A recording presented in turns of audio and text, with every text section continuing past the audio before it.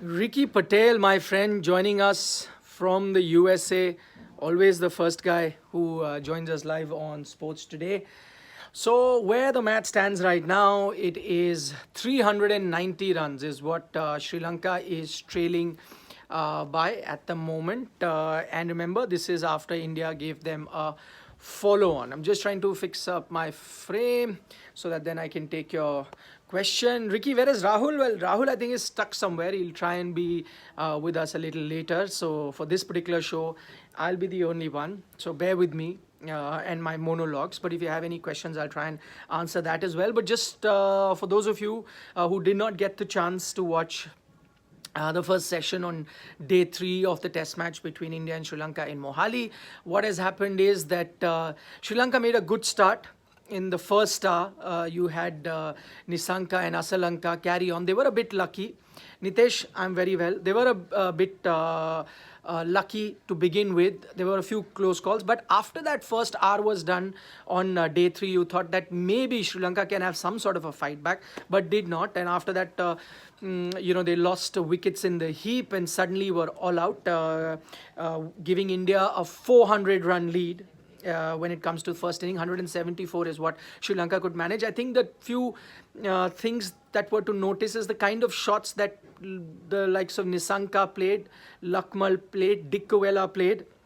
I think where the match was in that particular situation, they could have been a bit more careful, a bit more circumspect, but they were not. So maybe that is something that Sri Lanka will look back. Not that they had any chance to, save this match. Like Crazy is saying, Nisanka was very stupid to give strike to tail-enders. Clearly lacks that experience. Absolutely, I agree with you. But also in terms of what the tail-enders could have done, I think the tail-enders could have done slightly better in terms of, shouldering responsibility. And that's what the Indian, I'm not calling them tail-enders, but the lower order, anyone below number 7 or odd. So you had Ashwin really apply himself, you had someone like a Shami really apply himself, and that is something that you expected out of the Sri Lankan tailenders as well. The only benefit of doubt you could give the Sri Lankan tailenders was the ball was really turning, and especially Ravindra Jadeja was really turning it square, so there was assistance for him, and then they couldn't play that. Maybe that was the thought process, and that's why they played those adventurous shots, the ones played by Dickowella and Lakmal. Maybe they thought that, listen, if you're going to bat on this pitch, Jadeja is turning it square, so how long can I keep batting like that? I will eventually get out. So best way to survive is play counter-attacking cricket, and that's what I think they did, and they tried to do. So but unfortunately for them, 174 is all that they could manage, 400-run lead. And even the second inning hasn't started well. They've lost 1 wicket, that of Thiramane. Ashwin got him out. So I think, again, a great strategy there by Rohit Sharma to give the new ball to someone like Ravichandran Ashwin. After all, the common joke that we've always cracked is that in the current Indian setup, Ravichandran Ashwin is the most experienced new ball bowler in the Indian setup. So there was no surprise that the ball was given to him. And you're right, some of them pointed out that Rahul said that today the game might get over, and that remains true. 2 more sessions to go, 9 wickets in hand for Sri Lanka. Can they survive? Going by the evidence of what we've seen of their batting so far, seems unlikely. But if not today, then it is definitely going to happen by tomorrow. So there's only one thing. The other thing that we realized, and I was really looking forward to this, is will India impose a follow-on? The general trend that has been in the last few years that we've seen, that teams have been reluctant to give follow-on because they feel that the bowlers get tired, and if there is almost 3 days left in a test match, maybe you can bat a day and a half, and then let your bowlers relax and come out and bowl. This time that didn't happen, and maybe that is why that is why also the declaration goes back to mind. Why was that intent? Why did you declare when Ravindra Jadeja was at 175? Maybe these are the kinds of messages that the Indian team management is trying to give, that team comes first, you have to go for a win, doesn't matter about individual records. And maybe that's why also they've tried to show, see, sometime when a team is doing well, you want to show how dominant you are, and by doing this, you're letting not only this team know, that is Sri Lanka, teams around the world know that this Indian team means business. So you impose a follow on. Also, the other thing is that the bowlers may not be tired. Firstly, you're playing with 5 bowlers. Earlier, India used to play with 4 bowlers. That meant that bowlers could be tired. Now you're playing with 5 bowlers, which means that not every bowler has bowled a lot of overs. Sri Lanka didn't last long, packed up for 174. So I think the captain does have a word with the bowlers, and I'm guessing the Indian bowlers were very keen to go all out. So, and that's what they did. Just going to take a few comments. Lavish Khatri saying Sunday looks, yes, a few people have spoken about my hairstyle. It's just that, it's Sunday and I'm a bit relaxed, so maybe it'll change by the time we go into our tea time session, if the match goes till then. If not tea time, it could be end of the match, who knows at that time. So that is where we are. Satyam Sharma is saying, guys, where were you? I thought you will do a breaking news last night. Satyam, we did all the breaking news last night, and I'm guessing you're talking about the journalist versus Vridhiman Saha bit. We did do the breaking news of the BCCI meeting starting, and then also Vridhiman Saha's comment. I know now you're talking about the journalist because now he's come out and spoken himself, and now, I mean, I don't have to refer to him as just a journalist. Boria Majumdar has, and this is the first time we're taking his name, only after he's come out and given his side of the story, and everyone deserves to express their side of the story. He has expressed it.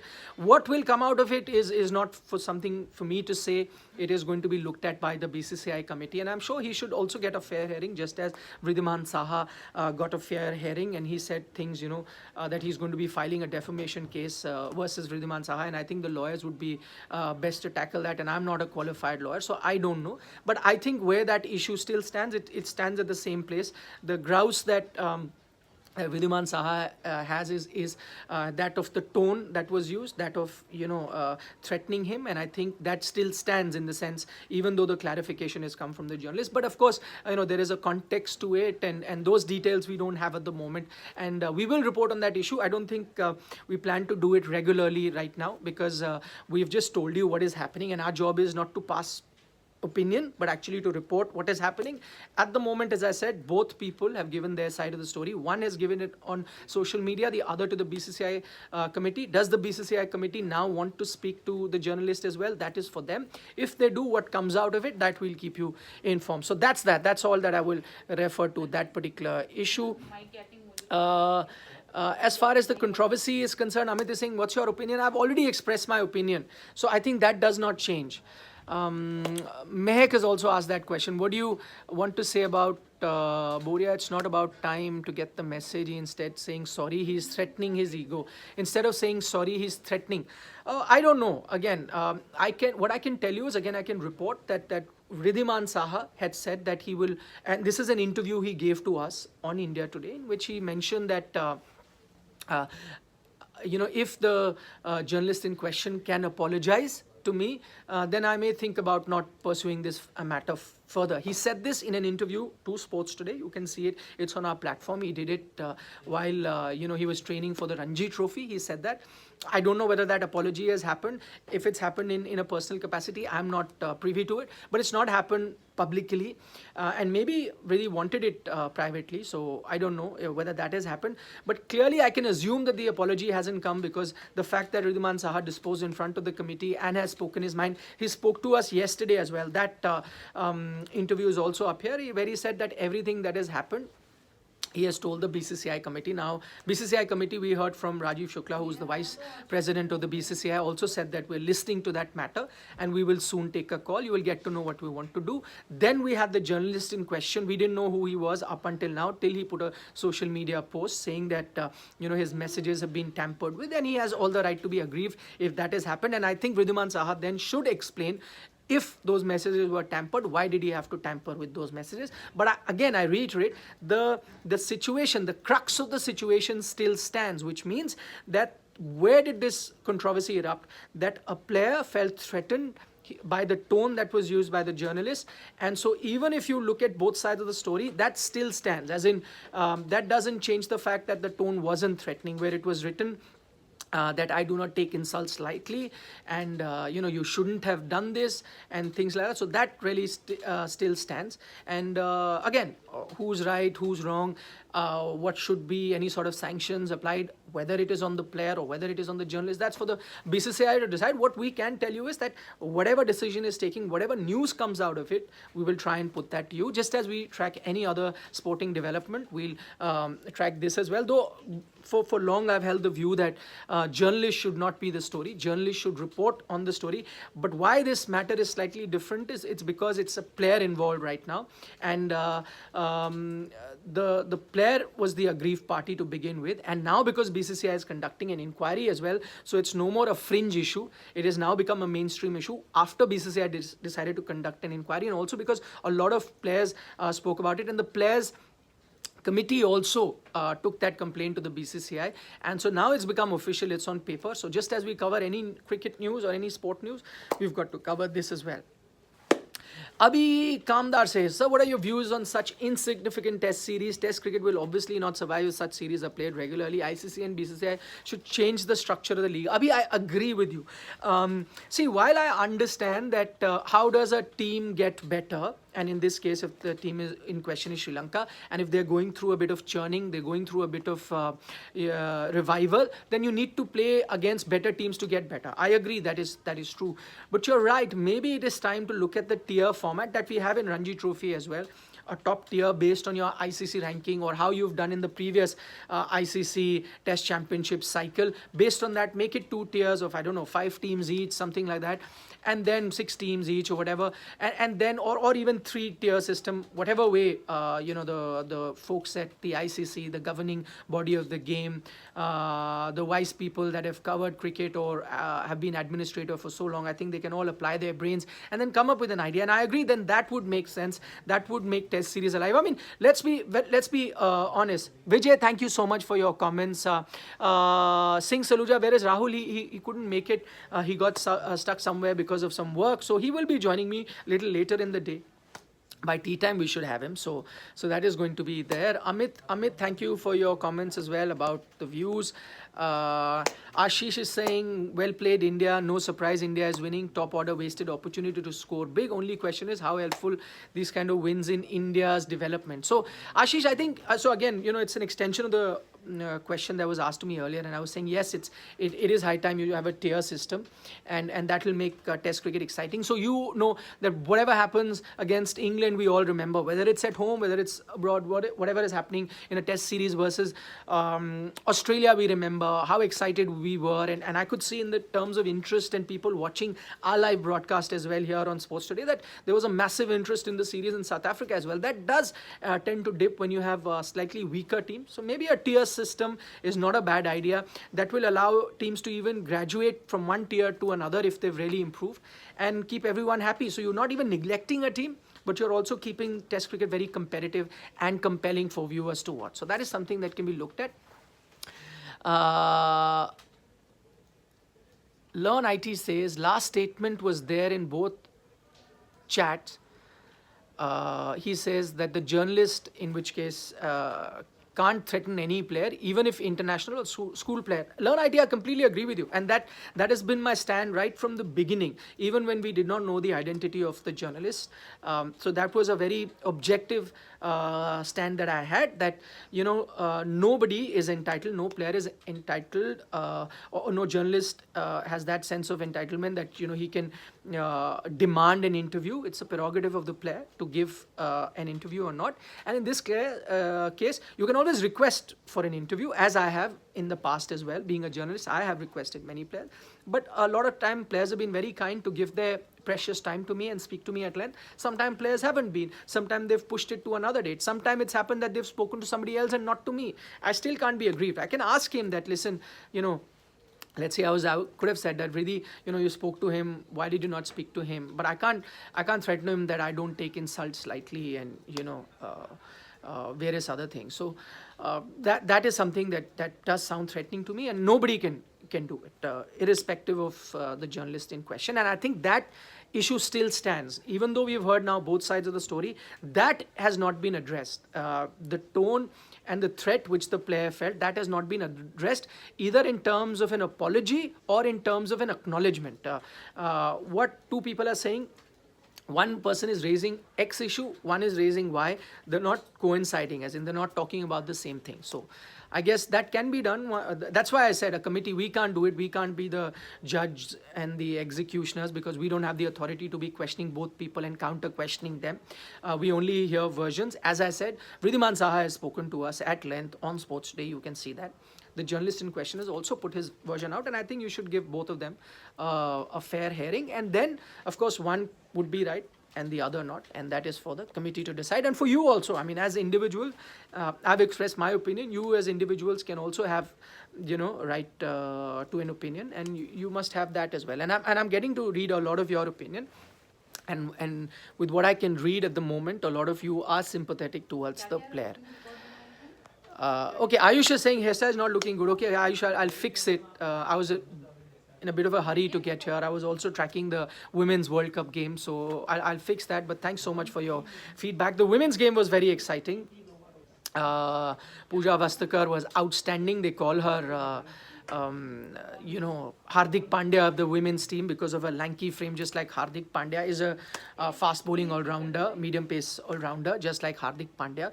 She played an outstanding innings today. So, yeah, I put a competitive total, but the last I saw that even Pakistan has started well. I thought that total is a competitive total. At one time, it looked like India might not even reach 200, but now it's a competitive total. Remember, India have never lost to Pakistan in the Women's T20 World Cup as well. In fact, Pakistan have not even won a single game in the last two editions of the Women's World Cup. So for them also to win a game will be big. To win a game against India would be even bigger. India, on the other hand, would want to continue that perfect record that they have against Pakistan in World Cups, and India has never lost. So, so a lot of things are on the line in that game. We're tracking that as well. So, how many? What's the score, Shazia? 67 for 4. 67 for 4. So what a... Julan just got... Julan Goswami. You expect a star player like Julan to come back and, get India on track. So 4 wickets down. Now India is looking good. I think they're on track to maintain their 100% record against Pakistan. So once that game gets over, the India-Pakistan Women's World Cup game, which I'm really enjoying, we will come back live. Also, we will be live as soon as there is, in the other game, let me tell you, as soon as there is tea, or if Sri Lanka are all out before that, then we will be live. So 2 things really to look forward to. As far as the journalist versus Saha case is concerned, I've given you all the views that I have. There's no new development. If you want to hear the journalist version, as I said, it is available on social media, so you can hear that as well. But we will update you if some decision comes from the BCCI on that front. Then we will update you. So that's that. Let me try and do a few questions.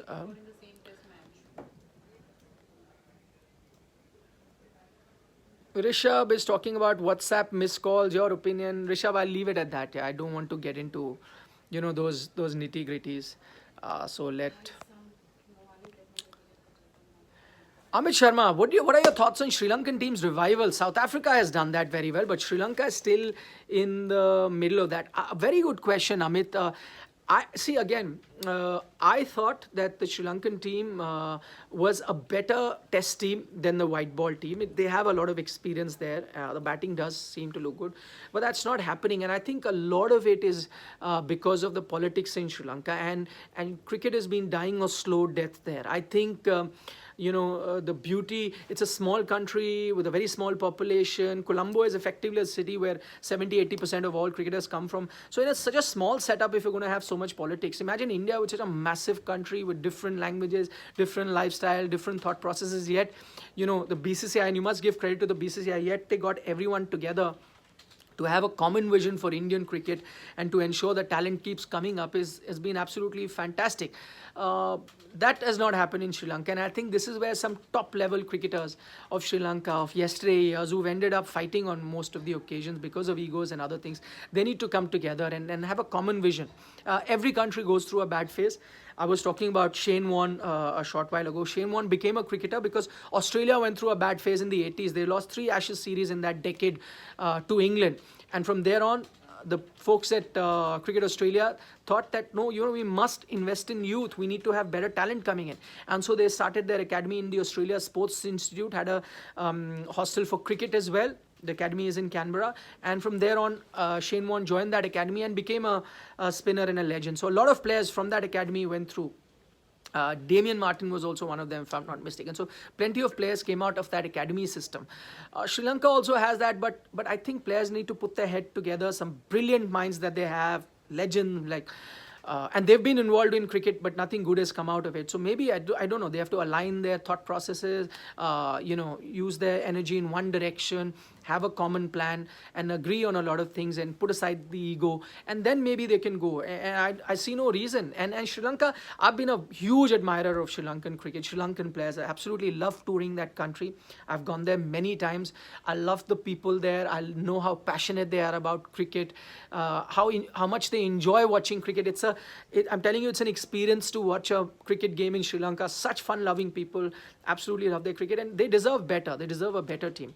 We saw some signs of revival at the T20 World Cup, where the team did well, came through those initial preliminary round and did decently well in the tournament, but still not the Sri Lankan team that we know, not the Sri Lankan team that has won World Cups, that have played finals of the World Cup, knockouts of the World Cup on a regular basis. I'm afraid that thing really needs to be bridged, that gap needs to be bridged. So will happen in time. Will Virat get to bat again? That was a question by Alka. Alka, I'm guessing you're a big Virat Kohli fan. As much as I would love to say yes, but unfortunately my opinion is no. Sri Lanka, 390 runs they're trailing by. I do not see them, this Sri Lankan team, getting those many runs and then for Virat to come back. No, unfortunately not. But don't worry, there's a pink ball test match in Bangalore. It's a second home ground. I say second because first home ground will definitely be the Firozshah Kotla in New Delhi. Second home ground, pink ball test, perfect scenario. You'll get to see him bat there. Oh, interesting question. Okay, not related to cricket. Advait, why is Canberra the capital of Australia? Why not Sydney or Melbourne? It happens in a lot of countries, right? Pakistan's got Islamabad. They made it a capital and not necessarily the biggest city in the world. And Canberra, I think they sometime want to keep the administration away from a big town like Sri Lanka, like Sydney, Melbourne, and the likes, and so that's why they set it up, and that's where their parliament is. And Canberra is also a beautiful city. The weather is amazing. Maybe those are some of the reasons that went into deciding and making Canberra. Maybe because they wanted the administration of the country to work out of one city and not necessarily the hustle and bustle that we see in Sydney and Melbourne.